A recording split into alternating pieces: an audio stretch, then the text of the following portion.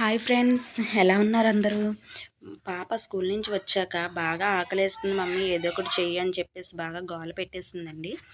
Okay, ఇంట్లో ఏమన్నా ఉన్నాయని చూస్తే ఇంట్లో ఏం లేవండి. ఒక శనగపిండి, ఎగ్స్ తప్ప ఇంకేం లేవు. దాంతోటే పాపకి వేడివేడిగా ఏదో ఒకటి చేసి ఇచ్చేద్దామని చెప్పేసి నేను శనగపిండి అయితే తీసుకున్నానండి. శనగపిండి, 1 ఎగ్, నెక్స్ట్ పచ్చిమిర్చి, 1 పచ్చిమిర్చి, 1 ఆనియన్, ఇవన్నీ వీటితోటి నేను సింపుల్గా అట్లనేది వేసేద్దామని చెప్పేసి పాపకి వేడివేడిగా పెడదామని చెప్పి నేను తీసుకున్నానండి. అందులో శనగపిండి ఒక బౌల్లో తీసుకున్నాను. శనగపిండి అయితే కొంచెం ఉంది, దాంతో ఒక 2 అట్లు వేసి పెడదాం పాపకి, ఎలా సరిపోతుంది కదా అని చెప్పేసి శనగపిండి బౌల్లో తీసుకున్నాను.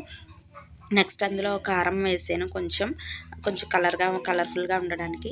నెక్స్ట్ రుచికి తగినంత సాల్ట్ తీసుకున్నాను. దాంట్లోనే ఒక ఎగ్ తీసుకున్నాను కదా, ఎగ్ కూడా అందులోనే వేసేసానండి. నెక్స్ట్ నేను కట్ చేసుకున్న పచ్చిమిర్చి, ఆనియన్స్, అవి కూడా అందులోనే మిక్స్ చేసేసాను.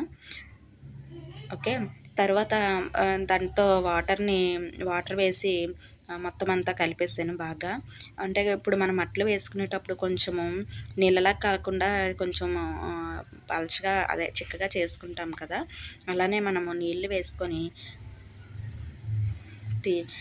కొంచెము పలచగా, కొంచెం చిక్కగా ఉంది కాబట్టి కొంచెం పలచగా అయ్యేటట్టుగా ఇంకొంచెం నీళ్ళు వేసుకొని బాగా మిక్స్ చేసానండి అందులోని. అంటే ఫాస్ట్గా అయ్యేది ఇది ఒకటే అని చెప్పేసి నాకు అనిపించింది. అందుకే నేను శనగపిండి తీసుకొని కొంచెము అందులోనే ఆనియన్స్ అవి వేస్తే పాపగా తినేటప్పుడు కూడా కొంచెం బాగా తగులుతుందని చెప్పేసి తీసుకున్నాను. అన్నీ మిక్స్ చేసుకున్న తర్వాత పాన్ మీద కొంచెం లైట్గా ఆయిల్ వేసానండి. ఆయిల్ వేసిన తర్వాత వేడెక్కిందో లేదో చూసాను. వేడెక్కిందండి. వేడెక్కిన తర్వాత మనము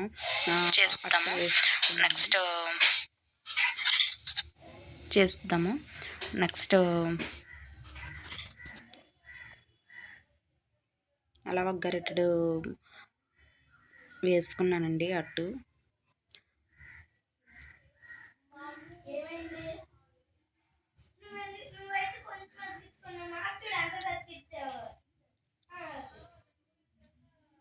కొంచెం ఆయిల్, చుట్టూరు ఆయిల్ కూడా వేసుకున్నానండి నేను.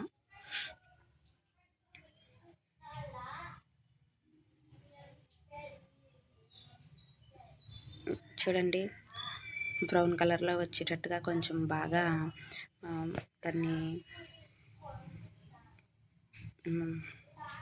వీట్ చేసుకొని తర్వాత అది రివర్స్ చేసాము.